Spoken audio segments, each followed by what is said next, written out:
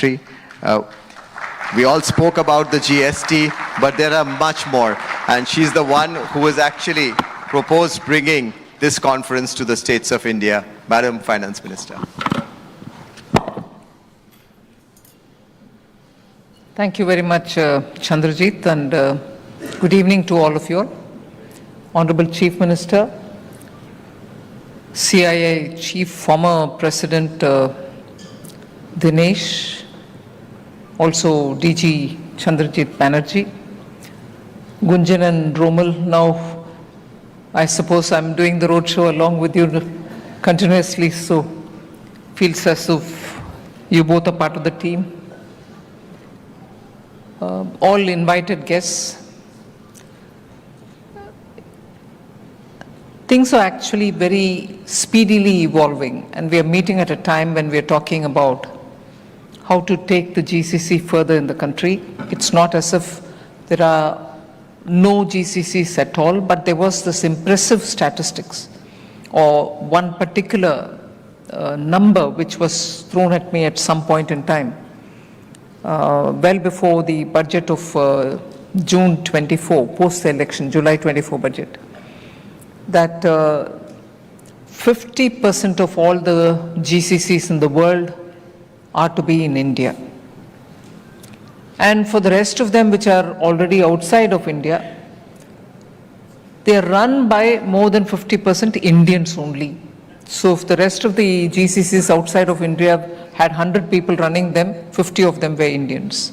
So either way, almost now for 2 years, GCC has acquired an Indian flavor, and that's been going on with the same expectation and speed.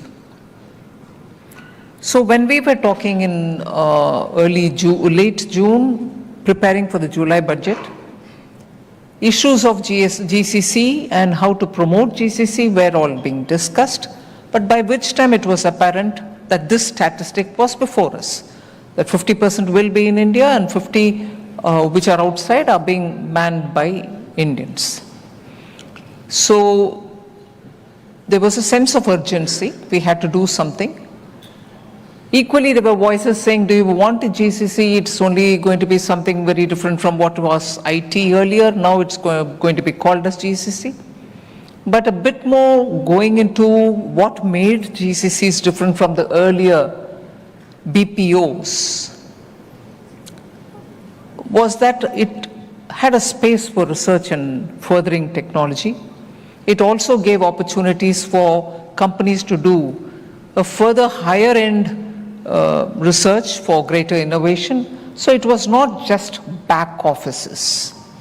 So the character of GCC itself had a built-in advantage for India in that you had the manpower, the human resources which are so with skill sets which are necessary for running a GCC, but also it was no longer the sweat labor that you're talking about. It required the knowledge component. And therefore, PM Modi was very convinced that we should have a policy approach, which will entice people to have the GCC coming to India rather than policy support need not necessarily be imagined as fiscal support, but we should create the right kind of environment. So we spent quite some time understanding how to go about it. And in that, the CII has been actively engaged and participating with the government. And I must thank them that they have kept the momentum up. So it led to, actually one led to the other. We reached a stage where we wanted to gather everybody who had any interest in GCC at one place at a national level meet, so that we understand where are their next moves going to be. And CII organized it in Delhi. I've actually participated in quite such meetings earlier from my days in commerce.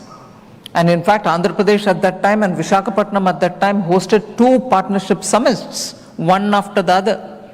In fact, being in commerce, I used to say, why should we redo in Andhra? Can we not go anywhere else? But the Chief Minister was very clear, you do it here, that's it. There was no, in that style, no need to go anywhere else, you come here, we'll do it. So it made it easy for us, we came here. And those were the initial days of, in fact, Araku coffee. I still mentally have that picture of Araku's stall, where the CM took me and said, come taste it, you'll know.